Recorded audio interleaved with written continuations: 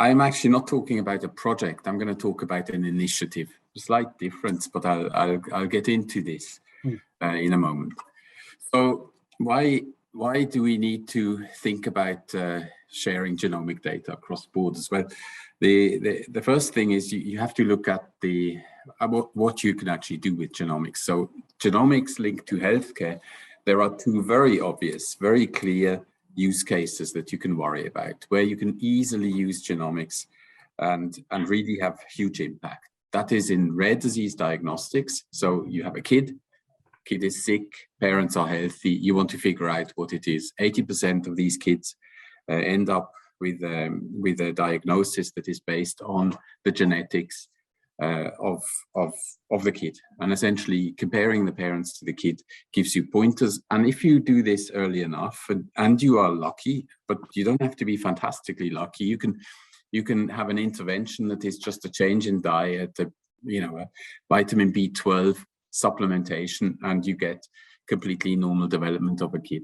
just based on this. The second use case is obviously cancer. Cancer is a disease of the genome, and having that information out there is valuable. So why do you want to share data? Well, obviously, the more data you have, the better you understand the problem, the easier things get for you. So you want to share it and share the experience that you've made in the past with others as widely as possible. If you can do this in the rare disease context, you can say you have a genetic variant, you have a phenotype, and you can ask into a system whether someone knows this, has ever seen this, and what happened, and what was the best treatment for the patient. So there's that aspect. Or in cancer, you obviously want to know, oh, you have this somatic mutation or this somatic mutation profile, and you have this pharmacogenetic profile. If I give this person this drug at this dose, what is the outcome? And if I can ask this onto many patients with that situation, you can improve your situation. So it is sort of it is the power of the study that you can give yourself. What I'm talking about here is then mainly about data, genomic data that is generated in the context of a clinic. So you obviously want to have it clinical and connected to electronic health records. So I said I'm not going to talk about the project, I'm going to talk about an initiative that goes about 3 or 4 years back, where a declaration was signed by initially 13 countries. In the meantime, others have joined this. There are now 24 signatory countries and 4 observer countries who agreed to share their genomic information generated in the context of clinics together with their clinical data with each other. Now, the idea of this is, of course, not to take your data and just give it to someone who has a huge computer in Luxembourg or some other country and put your data in there. No country in Europe would be happy about that, to hand all of their data over. However, if you do this in a secure way and you build a framework to do this, the countries would agree to this, and the health ministries of these 24 countries actually underwrote this. So they said they will do this. Funding to come from the healthcare system of the different countries that signed up. And just to get the timeline correct, the idea is to have 1 million available by the end of next year. But that is not the finality of the initiative. The finality is that this is actually the setup phase to go forward and do this. So this is the start. By the end of next year, hopefully 1 million. By the end of 5 years or 7 years, hopefully millions, or tens of millions, or hundreds of millions. Okay, now I said it's an initiative. It is an agreement to share. There's no money behind it. So no one put the money in. The countries did not put the money in. So the EU agreed to put some coordination money inside, and that then came through a project which has the name Beyond 1 Million Genomes. So this is the cash to sort of organize things. This is not to do any sequencing. This is not to do anything molecular, no lab work, no anything. It's just set up the entire system. And so this then ties together the 1+ million genomes initiative, and sort of uses this project to sort of design, test the different elements that you need. So there are different elements that we put in. Quality has been mentioned several times already since I've been in this call. Quality systems, both for the description of the clinical data and the genomic information that is generated, generating an infrastructure, generating an assessment of a country or a participant into their state of play. How far are they actually down the path to become to become a member who can actually contribute into this system? So as all of these things go, you sort of build working groups, you identify who the important players are in the field, and so on. So we have funded by the Beyond 1 Million Genomes, we have 6 work packages that sort of contain different things. I point to stakeholder engagement, a very important point that I will get to in a second. And I point to standards and quality guidelines, and I point to federated, secure, cross-border technical infrastructure. And then you have industry that has an interest in this, and then you have the typical use cases I mentioned, the rare diseases and cancer, the common complex diseases, as Lily explained. This is a very important one. This is more forward-looking. How do you tell someone that they need to watch out for a certain profile they carry or a certain risk they carry? What can they do about it? Adapt their lifestyle. And then there are 2 more working groups that were established recently, one for obvious reasons, infectious diseases, and then very recently the European reference genome, called the Genome of Europe. So stakeholders. These are very important friends that you have, and these are people and individuals that you really have to engage with.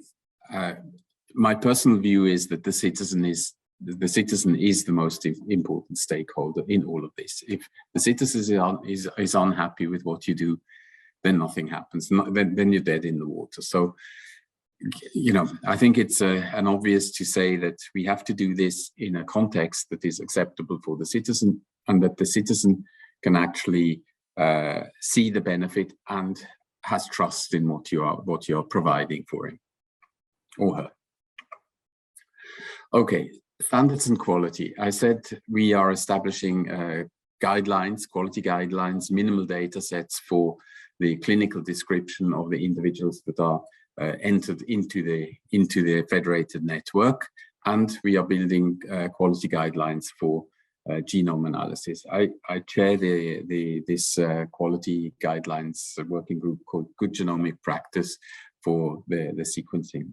I do a lot of work on that. Okay, it shows you what we do there. So we establish interlaboratory comparisons, benchmarks, provide reference materials, distribute them to sort of clinically accredited or clinical level genome sequencing facilities, and then we compare everything that comes back and sort of validate, and then afterwards give a performance report for each one of the participants.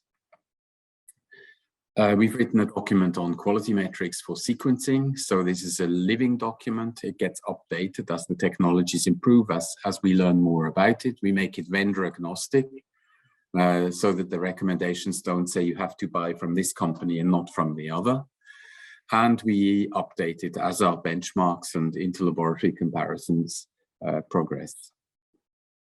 The federated secure cross-border technical infrastructure. This is a very, very important thing. So the concept is all of the data that is produced inside a country stays inside the country, and you connect up these instances, these data hubs with each other. So you connect them to each other, and you make querying across them effective. And so we developed a proof of concept. We used a rare disease use case because this is one that we manage very well by now, particularly in the center that I direct. And so we set up a proof of concept for this. We essentially built it from the point of view of a researcher clinician, and we did it from the point of view of a data access committee. So who gives you access to the particular data that you want to see in another instance across Europe. We made synthetic data sets, so we didn't take someone's data. We made them artificially, having a little bit of background knowledge. Obviously, we put genomic variants inside genomes that are open access. We connected phenotype information, so clinical information, to these particular genomes, and we put them in different places in Europe. So we put them into the same type of software in different places and connected up the tools, the instances with each other. One of the instances was sitting in Sweden, the other one in Finland, and we put 6 trios, 3 in each of the systems, and started the work on one of the instances, and then asked the other instance whether they knew something similar. So we identified a candidate variant inside one of the systems, then went through the procedure of requesting access to the other system, and then asking into the other system whether they had seen something similar. And obviously we planted it so that there was actually a match between them, so that we could prove the point that if there is something there, you're able to find it. Whether it's 3 trios that you have in there or 5,000 trios, this is the same. This is technically exactly the same problem. Okay, fairly complex workflow that has very many different elements inside. Example given, it has a way of sort of asking, is there a certain variant, or have you already seen this particular variant? There is a authentication layer that sort of uses double authentication, so that the user is registered and essentially has to be validated going into the system. Everything that the user does inside the system is logged, so we know exactly what manipulations they are doing, what are they looking at, what are they looking for, and so on. There is the possibility to take the genome-phenome information together and look for it. And then very importantly is here, we have this element here, which is called the genome-phenome analysis platform. And this is a tool that was built here or developed here at Senag, and which is the tool that we actually plunked in the 2 other countries that are participating with us on this. And it is a tool that allows the visualization, annotation of the genomic information of the patients, so that a clinician, without having much knowledge of command line programming or querying on that level, can go in with a very nice interface, click, push buttons, and do very sophisticated handling of the data, filtering of the data, moving the data around, comparing individuals with each other, connecting phenotypes, generating gene lists for particular phenotypes, and so on. So very easy to handle for someone who does not have a high level of training in this. So here you can actually see what we have in here. So you have one of the instances that is that identify a certain variant. The variant is this in this gene over here. This RYR1. This is what was put up as a candidate, and then a request onto the other instance in another country. Do you know a patient who has mutations, variants in RYR1, together with a very similar phenotype? Do you have anything like that? And you query onto the other system, and then you get this matched with each other. And that then sort of improves your confidence that this call is actually correct, that you are doing it, that you are diagnosing someone correctly. If you want to see what this looks like, there is a very technical video that you will find under this this URL here, this HTTPS bit like 3KD22MA. Can you please put that in the chat? Yes, I will try to do that, or I'll definitely do it later. Okay. And it's a 20-minute video that shows really all of the engineering guts underneath it and explains. And I can promise you there is, in about 10 days time, there is a short, more sort of advertising type of video that's going to be put up once it's approved by the European Commission, which is about 3 or 4 minutes. And that one is that one gives you a good sense of what's being done inside this system. Okay. Now I said the rare disease use case is a very common one. We have the same kind of system, not yet federated, but we have the same kind of system for cancer patients as well. So we can put genomic data into a system. Here you have no longer germline variants, but somatic mutations that are registered here, and then you can essentially get it with an annotation layer that allows you to take decisions. You can hook this up to decision systems for certain drug treatments or prioritization of certain treatments.